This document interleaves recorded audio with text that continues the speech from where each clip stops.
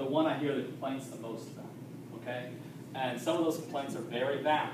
We've been pushing the state to differentiate the rubric. If the rubric mentions differentiation, it should be differentiated, or at least provide more instruction to principals. Are they going to do that for the pre-K teachers next year? So that's what we're trying to push for. Okay. The bottom line is if you're in special education or if you're in early elementary school, the expectations written on the general rubric are not something that even the best of teachers could easily fulfill. Okay?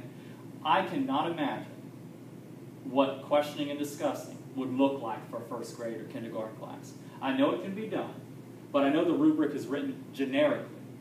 So it may not be conducive for early elementary school, and I would say it's really not.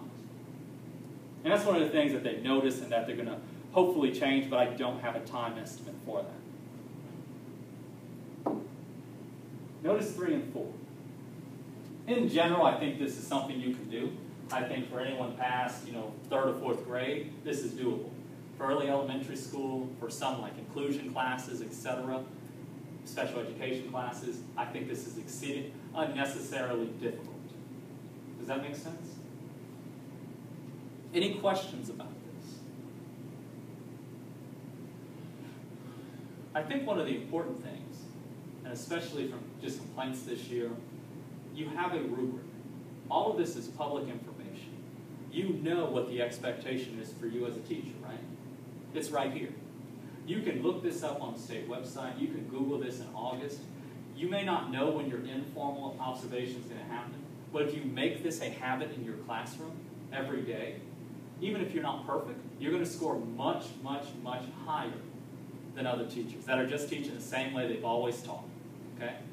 Don't be a victim as a teacher. You are a professional.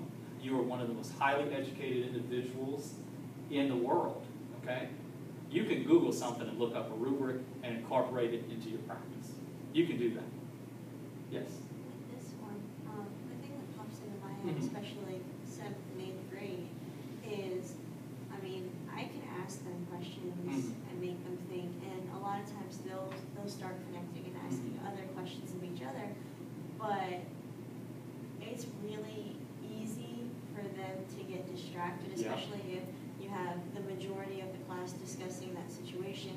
There's always at least one that's going to take advantage of what are you doing this weekend. Oh, yeah, absolutely. And so, what would be an effective way to incorporate them taking the initiative and having the discussion in the class without getting so off topic that it's going to be really hard for you to shut it down?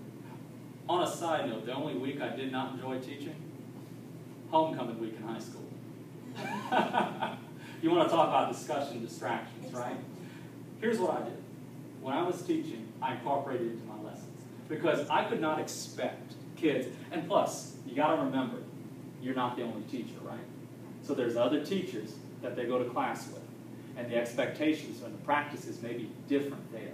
So I had a lot of kids who were very, very timid to discuss, or very timid to ask questions, because maybe in other classes that was not something as heavily promoted as when I was teaching.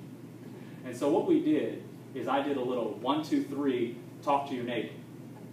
And then do a little hand raise afterwards, after I give them about 30 seconds. I just incorporated this, okay?